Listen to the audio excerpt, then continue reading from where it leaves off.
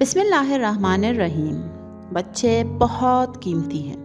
جیسے ہم جواہرات کو جو بہت قیمتی ہیں تراش دیتے ہیں تاکہ ان کی خوبصورتی بہتر نظر آئے، اسی طرح ہم بچوں کو تربیت دیتے ہیں۔ ویسے یہ تربیت ہے کیا؟ تربیت سے مراد فطرت کو نکھارنا ہے۔ اس کام کے لیے ہمیں ایک پیٹرن کی ضرورت ہے جو ہر حصے سے واقف ہو اور ہر قدم پر صحیح راستے کی نشانی دے۔ پوری کائنات میں تربیت کے لیے سب سے اچھا پیٹرن حضور پاک صلی اللہ علیہ وآلہ وسلم ہے۔ تربیت کو 3 عمدہ حصوں میں تقسیم کرتے ہیں: نفس کی تربیت، جسم کی تربیت اور دماغ یا فکر کی تربیت۔ یہاں نفس کی تربیت سب سے اہم ہے۔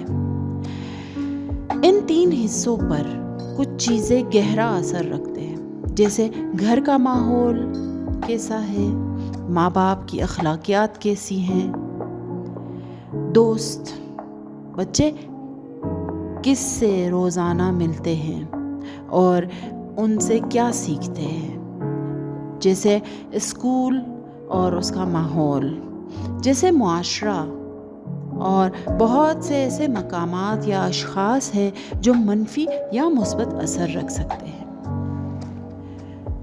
دوسرے معاشروں میں اگر آپ یہ پوچھیں گے کہ تربیت کیا ہے تو یہ کہا جائے گا کہ متوازن زندگی گزارنا یا متوازن رفتار اختیار کرنا تربیت ہے۔ اس کا کیا مطلب ہے؟ اس کا یہ مطلب ہے کہ ایک بچہ جان لے کب کتنا بولے، کب کتنا کھائے، کب کیسے بیٹھے، کیسے اٹھے۔ لیکن اسلام ایک مکمل دین ہے اور اس میں تربیت سے مراد صرف متوازن زندگی گزارنا نہیں ہے، بلکہ تربیت کا مطلب ہمارے ہاں اس سے بڑھ کر ہے۔